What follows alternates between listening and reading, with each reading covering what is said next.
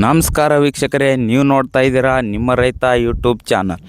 ಇವತ್ತಿನ ವಿಡಿಯೋದಲ್ಲಿ ಏನಪ್ಪ ಅಂತಂದರೆ, ನಮ್ಮ ಹೊಲದಲ್ಲಿರೋ ಬಿದ್ದಿರೋ ಕಸ, ಇಷ್ಟು ಕಸ ಬೀಳೋಕ್ಕೆ ಕಾರಣ ಏನಪ್ಪ ಅಂತಂದರೆ, ಇಲ್ಲಿ ನೋಡ್ತಿರ್ಬೋದು ಯಾವ ರೀತಿ ಎಷ್ಟು ಕಸ ಬಿದ್ದಿದೆ ಅಂತ.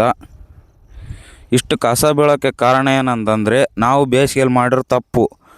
ಏನಪ್ಪ ತಪ್ಪು ಅಂತಂದರೆ, ನಾವು ಬೇಸಿಗೆಯಲ್ಲಿ ಏನು ಮಾಡಿದ್ವಿ, ಟ್ಯಾಕ್ಟ್ರ್ನಿಂದ ಸರಿಯಾಗಿ ಕೆಲಸ ಮಾಡಲಿಲ್ಲ.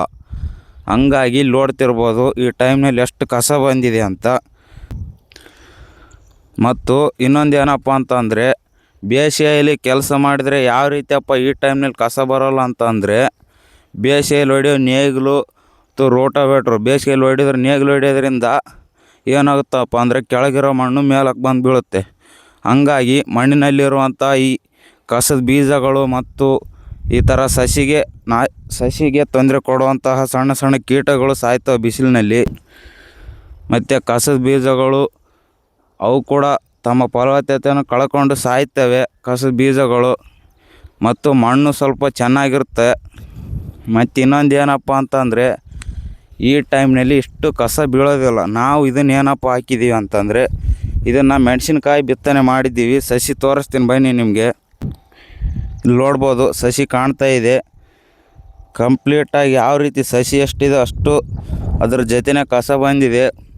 ಅದಕ್ಕಾಗಿ ಬೇಸಿಗೆಯಲ್ಲಿ ಟ್ಯಾಕ್ಟ್ರಿನಿಂದ ಸ್ವಲ್ಪ ಸರಿಯಾಗಿ ಕೆಲಸ ಮಾಡೋದ್ರಿಂದ ಈ ರೀತಿ ಕಸ ಬರೋದು ತಪ್ಪುತ್ತೆ ಹೊಲಕ್ಕೆ. ಮತ್ತು ನೆಕ್ಸ್ಟ್ ವೀಡಿಯೋದಲ್ಲಿ ಏನಪ್ಪ ಅಂತಂದರೆ, ಈಗ ಲೇಬರು ಸಿಗ್ತಾಯಿಲ್ಲ ಈ ರೀತಿ ಕಸನ ಕಿತ್ಸೋಕ್ಕೆ. ಲೇಬರ್ ತುಂಬ ಕಷ್ಟ ಇದೆ. ಅವ್ರಿಗೆ ಕೊಡೋ ಕೂಲಿನೂ ಜಾಸ್ತಿ ಇದೆ. ನೆಕ್ಸ್ಟ್ ವೀಡಿಯೋದಲ್ಲಿ ತೋರಿಸ್ತೀನಿ ನಿಮಗೆ ಇದ್ರ ಕಸನ ತೆಗೆದ ಮೇಲೆ ಎಷ್ಟಪ್ಪ ಇದು ಖರ್ಚು ಬಂತು ಅಂತ. ಮತ್ತು ಯಾರು ಈ ರೀತಿ ತಪ್ಪು ಮಾಡಬೇಡಿ. ಬೇಸಿಗೆಯಲ್ಲಿ ಆದಷ್ಟು ಟ್ಯಾಕ್ಟ್ರಿನಿಂದ ನೇಗಿಲು ಹೊಡೆಯೋಕ್ಕೆ ಪ್ರಯತ್ನ ಮಾಡಿ. ನೇಗಿಲು ಹೊಡೆದು ಬಿಸಿಲಲ್ಲಿ ಬಿಡಬೇಕು. ಹಂಗಾಗಿ ಫಲವತ್ತತೆ ಹೆಚ್ಚಾಗುತ್ತೆ ಮಣ್ಣಿಂದು.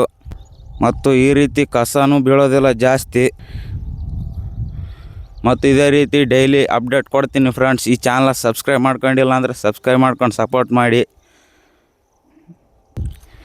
ಮತ್ತು ಇದೇ ರೀತಿ ಡೈಲಿ ಅಪ್ಡೇಟ್ ಕೊಡ್ತೀನಿ. ನೋಡ್ತಿರ್ಬೋದು ಯಾವ ರೀತಿ ಬಂದಿದೆ ಕಸ.